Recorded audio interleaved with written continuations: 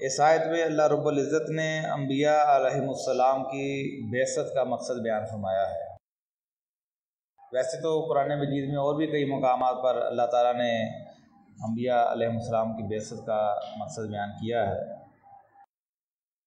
یا اس کو آپ سادہ الفاظ میں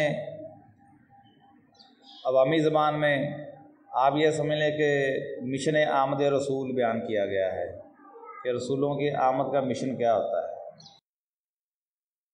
یعنی ایک تو مشن وہ ہے جو اللہ تعالیٰ نے اپنی کتاب میں بیان فرمایا، اور دوسرا مشن وہ ہے جس کو عوام اپنے رنگ میں سمجھتی ہے۔ قرآن ہر جگہ پہ مشن آمد رسول بیان کرتا ہے، لیکن عوام اس کو جشن آمد رسول سمجھتی ہے۔ قرآن یہ بیان کرتا ہے کہ جس قوم کی طرف ہم رسول کو بھیج دیں، جس قوم میں رسول کی آمد ہو جائے، اس قوم کا اس دنیا کے اندر ہی فیصلہ کر دیا جاتا ہے۔ وَلِكُلِّ أُمَّةٍ رسول، ہر امت کے لیے ایک رسول ہے، بھیجا جاتا رہا۔ فَإِذَا جَاءَ رَسُولُهُمْ قُضِيَ بَيْنَهُمْ بِالْحَقِّ وَهُمْ لَا يُظْلَمُونَ۔ جب ان کا رسول آ گیا ان کی طرف، تو پھر اس کے بعد ان کا بالکل حق کے ساتھ فیصلہ کر دیا گیا، ان کے اوپر ذرا برابر بھی ظلم نہ کیا گیا۔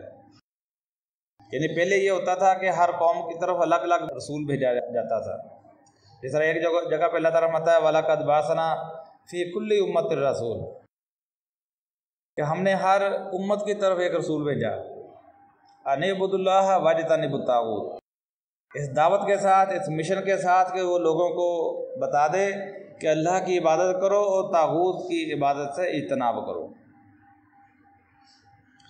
چنانچہ جو لوگ، جو قومیں اس رسول کے اوپر ایمان لاتی رہیں، ان کو اللہ تعالیٰ سرفرازی عطا فرماتا، ان کی مہلت عمر دراز کر دیتا رہا، اور جو قومیں اس رسول کا انکار کر دیتی ہیں، اس کی مخالفت کرتی ہیں، ان کو صفحہ ہستی سے مٹا دیا جاتا، ان کی جڑ کاٹ دی جاتی۔ قرآن مجید کے اندر کتنی قوموں کے واقعات بیان ہوئے ہیں۔